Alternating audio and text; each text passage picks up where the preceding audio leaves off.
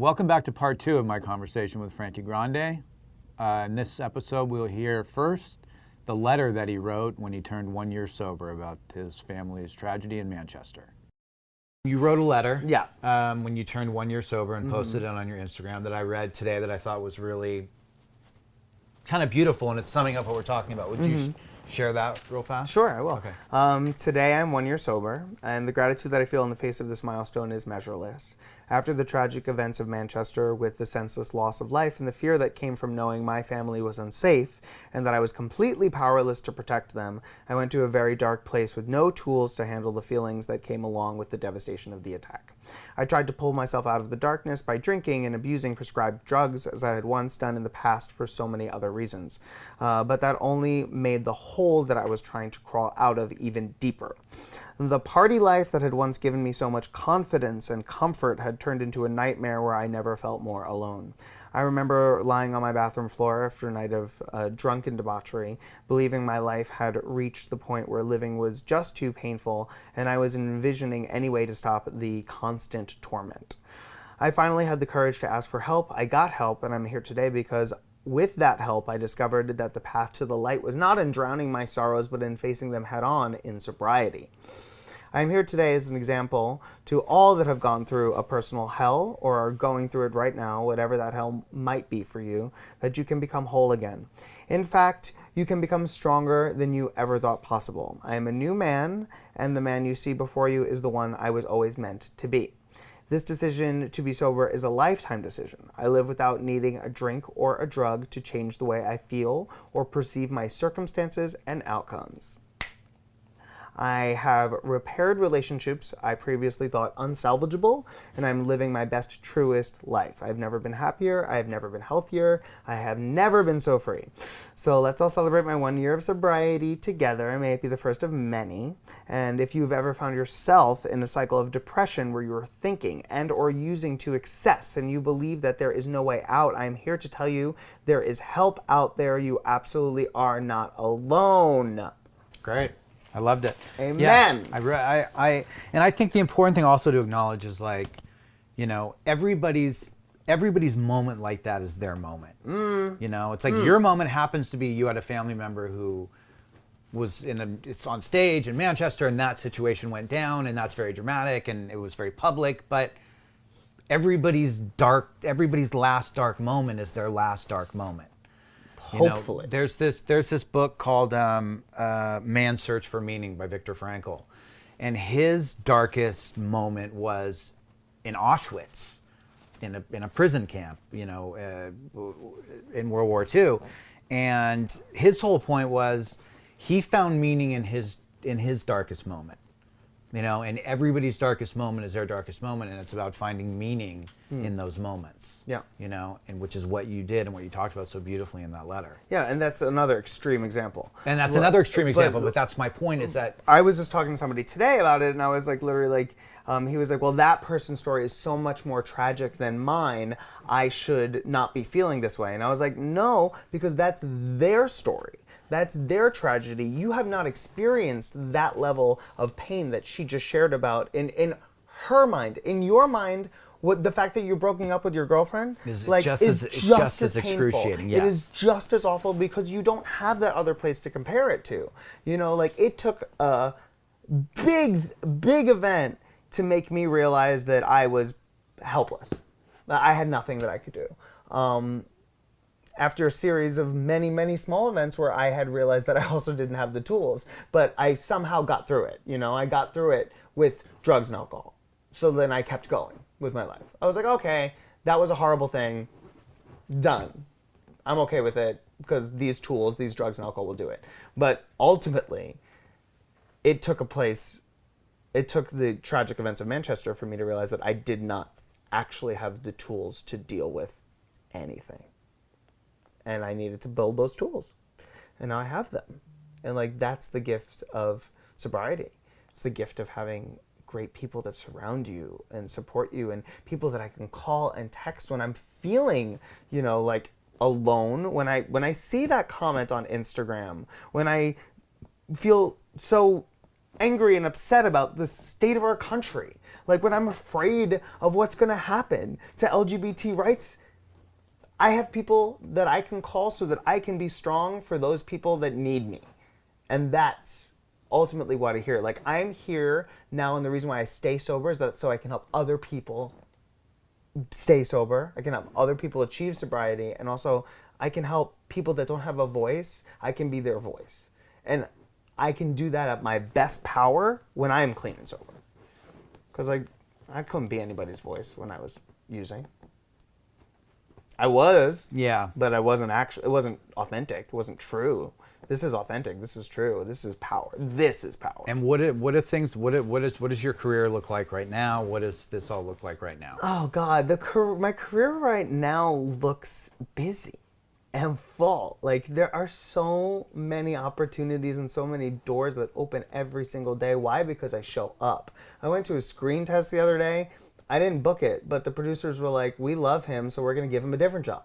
Like, those are the kind of things that would not have happened when I wasn't sober. Like, it wouldn't have happened because I'm so open to my days being unknown to me that I can just, like, get up and fly and go, like, host a gig. Like, I can be like, oh, cool, yes, you need me in London next week? I'll be right there. And it's not fear. I'm not being held back. I'm not like, oh, I wonder if this is a good thing or a bad thing. I'm just going to put 2 feet in front of me, and then my next job is right there in front of me. So I'm constantly working. And you've produced a bunch of stuff, right? You've produced a bunch of shows on Broadway.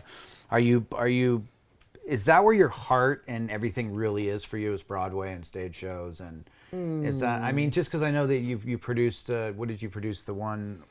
Hamlet, La Bette, yeah, and Born Yesterday were the ones Hamlet that with I Jude worked Law, on. right? Yeah, Jude. That must have been great. He's my man. I love Jude. I love hosting because I Yeah. get to like connect with people and interact on a personal level that is fun to me. I Yeah. love that. I love finding out what makes other people tick and like relating to them in like a very genuine way. Makes me very happy. I love being on Nickelodeon. Like I love like the kind of like sitcom environment because like also again I know it's bringing joy to like so many people. I love when there's like a little 5-year-old boy that's like Francini, and I'm like, yeah, it's me. Yeah, what's up? And he's like, I love you, and it's like that's so cool because also like I get to present like a different face to the big world, like and have like a little boy like run up to me with all my glitter and all of my spiky hair and my makeup and being like, you're cool, I've seen you on TV, Yeah. you're a superhero, and I'm like, yeah. That's the Francini. Right, I love Francini. Can we make him Francini instead? We need to change it. Frankini. That's fine. Yeah. So I love that, but also like stages that instant gratification. That's that dopamine rush, right? Like you have to. When I'm shooting film and TV, it takes 7 months for me to see myself at the end and like know that I did a good job. Like get that gratification. Stage, you just the show's over. Woo! What about like the yes! red carpet stuff and all that stuff? That's also pretty instant as well. That's pretty because instant. that's like being on your feet, being quick, being in the moment. And those are the kind of things that I like enjoy as like challenges. Like I treat them as like games. Yeah. And I want to win all the games. I love winning. Yeah. Yeah. So you want like, to win at everything. I want to win at everything. Now I'm just winning at life. And now a word from our sponsor.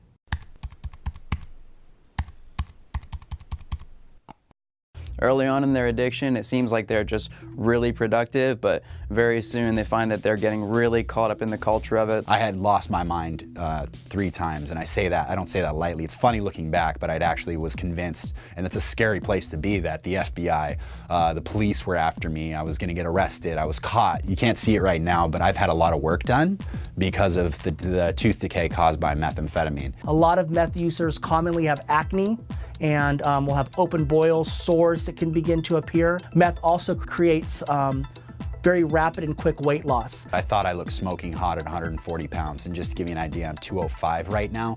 Directly a result of methamphetamine addiction. You could see my organs sticking out of my skin. And continued and prolonged use is gonna have some kind of an effect on the brain. It may actually destroy those receptors, and it could take years for someone to fully recover. I was able to be a part of a social support group. Individualized treatment plans are absolutely necessary. And then last but not least, medical and dental care, absolutely essential. I love having health insurance, and I love going to the dentist. Sleep is essential to calm down the overstimulated brain. Meth is just like kicking it into overdrive. overdrive and hitting the NOS button the entire duration that you're using it for. So one thing, I must have slept for like a month. If you or someone you love have any questions about meth come down, feel free to call us at Clean Treatment Center. Welcome back to my conversation with Frankie Grande. In 2015, Billboard included you on the list of the 32 top social media stars. I know. That's pretty great. That was great. That's a big deal. Yeah, it was. It's a new world. It was nice. It's nice to know, that my voice is capable of being heard by so many people. Yeah. Which is why I just feel like so blessed to, having this amazing connection to like the light and being able to channel my voice like so clearly now. And so, like, specifically to like such a great amount of people and use it to do such good. Well, it really feels like you've really taken advantage of, not taken advantage.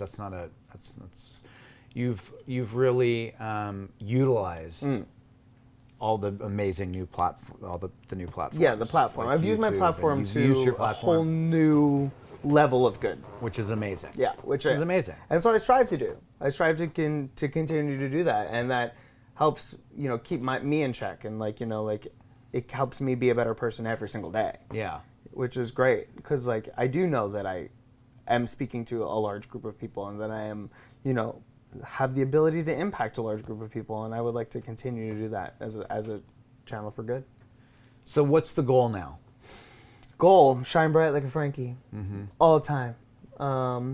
And I have been doing a lot of work with charitable organizations, and just living my life as an example to those people who are going through dark, terrible times, that you can come out on the other side of it. And the answer, again, like I said in my letter, the answer is through sobriety. It is not through drugs and alcohol. Drugs and alcohol will only take you further away from the solution. You just rode your bike from San Francisco to Los Angeles? I did that. Which was amazing. I did that. Was representing Soul Cycle? AIDS Life Cycle. AIDS Life Cycle, but wasn't it? I just trained at Soul Cycle. Okay, so was that the sponsor for you? No, it wasn't a No. sponsor. Oh, okay. I decided to train indoors for Okay. this amazingly epic 545-mile outdoor bike ride. And of course, everyone was like, "You can't do that." Yeah. You can. I'm like, "Watch me." Just like I've said in the past, and guess what? I did it. But that's So I followed your whole thing. Yeah, It looked amazing. so I trained at Soul Cycle for the life cycle, and I did really well. Which, by the way, your abs are just ridiculous. There's so They many should of them. be- I didn't they know should that I had all of They them. should be illegal. I was like, You should not be able to get in that good of shape. there's more of them that I hadn't discovered until I was on a bike for 7 days straight for 9 to 11 hours a day. And then you're like, oh, I'm starving. I was starving. I ate so much on that trip too. And you still can't ever be full. Where do you go to the bathroom as you're going on a trip like that? Porta potties. There's porta potties along the way. Yeah, there's porta potties everywhere. Yeah, well, every 15 to 20 miles is a rest stop. It's the best thing. It's so cool. And how long did it take? 7 days. So Every minute of 7 is everybody sleeping at the same spot? Is everybody Yeah. stopping and sleeping at the same spot? We have campsites. Wow. So every 100 miles is a campsite. So you bike to the next campsite, you bike to the next campsite. So it's with tents. Yeah. Wow. So we have Yeah. somebody going ahead of you, Yes. assembling your tent. No, you have to No. do it yourself, which is Oh, why I okay. only did it once. Yeah. I was like, this is too much for me. Yeah, that's a I lot was of like, work. listen. You have to stop, pitch your own tent. That's a lot. I'm not an outdoorsy person. Yeah. Listen, I've tried. I've gone glamping. Glamping is fun. There's a Yeah. bed. I Yeah. can do that. Glamping. I don't know. But I can't imagine you in a tent. I Frankie. did That's it. a lot. It was a funny Instagram story. Yeah. It was great. If we had a reality TV crew that would've followed been- me, it I'd would've do been it amazing. again. But otherwise, I won't do it again. Yeah. Who did you do it with? Who was your... My who friend were- Armando, I don't know if you've ever met him, but he was my tent mate, and then my best friend Jason. So me, Jason, and Armando, they're more like the three sober sisters. Yeah. And we just do everything together, and we did the AIDS Life Cycle together, and it was awesome. And I was on a sober team. I was on the Trudging Buddies. Yeah. So there was I want to say maybe 40 of us that were Wow. riding together, and we're all sober. So it was really cool because people have nervous breakdowns when you're on the ride, and because I'm sober, because I have these toolkits, because I have an amazing community of Yeah. people around me, when I was having a nervous breakdown, I just shared about it with my friends, and then I felt good and got back on the bike. I can't imagine people that don't have that support system, like doing that ride. Like, it's hard. It's hard. How about people that don't have a support system Going getting through through this life. ride of life right now? It's so true. I mean, how fortunate are we? We are so fortunate to have found a group of people that, and that's again, like a reason why, like, I want to continue to be a voice for people, like, to have that sort of support system, like, because it's necessary. Let's Like, talk about you gotta find your people. Let's talk about the You'll find importance your of people. our, because it is something that I think is so really important, and it's not anything that's ever really talked about. It's not anything that I think people outside of our situation would do, and that's the gratitude list. Hey, gratitude list buddies. We send gratitude lists to each other. I send gratitude lists to, like, I don't know, probably 20, 25 people, 25 important people in my life, and it keeps me current with those 25 people. You know, and it's like, it's such an amazing tool Yeah. to stay current with people and what's going on in our lives. Yeah, and I feel like everyone should try it. Like, you should try it. I try to list 3 things that I'm Grateful for. 3 things that I'm grateful for in a, I'm grateful for because. Yes. And it's so simple. I mean, it could be like, I'm grateful for Netflix because I like to have many options. Great. Fine. You can be, I'm grateful for the sun because I felt like I was in a dark place and seeing the sun makes me feel light. Whatever it is. And you send it to the closest people in your life or people you want to stay connected with. And then it just, like, it takes you out of your head when you receive someone else's, and also when you write your own. Like, when you see what you're grateful for in front of you every morning, it's just like, it shifts your whole outlook on the day. It's like, instead of starting with, like, ugh, I have to do this. Ugh, I have to go to this. Oh my God, I have so much to do. Oh my God. You're just like, I'm grateful for this, this, and this. And you're like, this is going to be a good day. And then stuff will happen. It could take you out of that.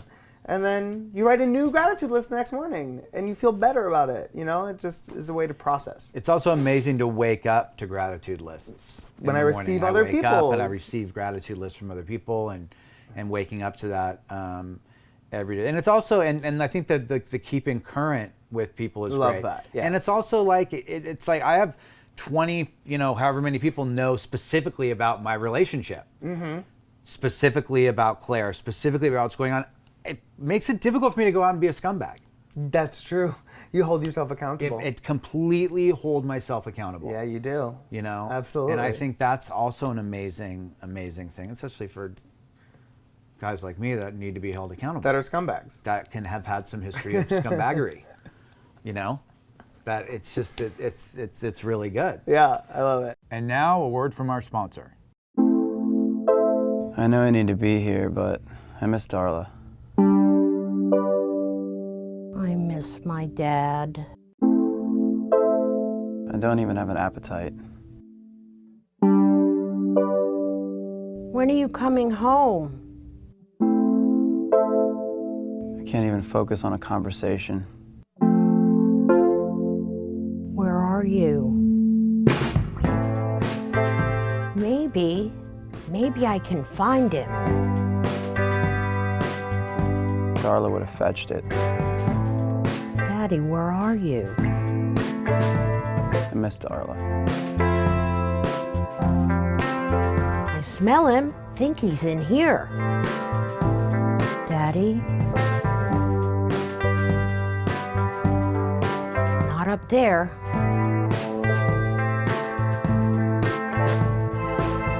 Darla!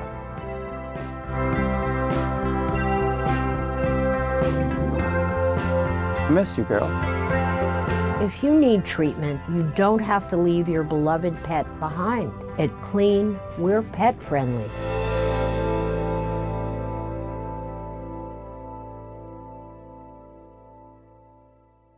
And now the conclusion of my conversation with Frankie Grande.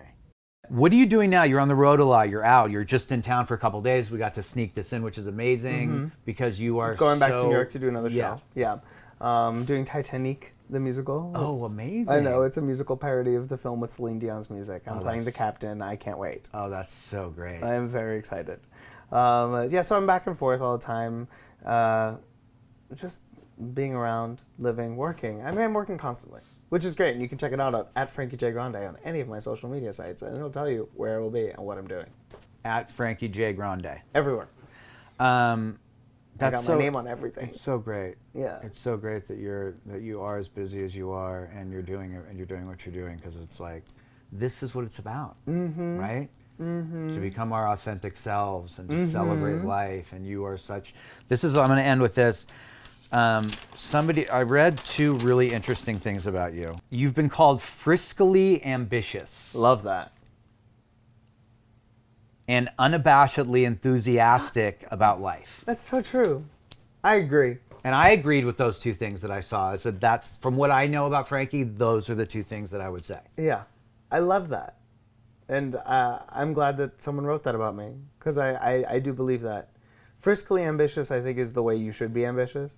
You know, when you are like manipulatively ambitious, that's like not the way to do ambitious, it. right? Yeah. That's like with the healthy curiosity and frisky and being authentically ambitious. Yeah, like I'm excited for what's next. I want to do more. I want to like explore new opportunities and be bigger than I even am right now.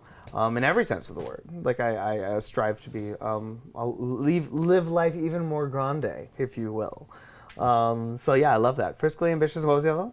The other one was unabashedly enthusiastic about life. It's so true. I'm a fan. I'm a fan of life. I'm a fan of you. I'm a fan of her. You know, like I'm a fan of flowers. I'm a fan of Disney. I'm a fan of Harry Potter, Lord of the Rings, Aliens, Star Wars, Disney, Rainbow Bright, Maleficent. Like I'm a fan, and I don't apologize for that, and I love that.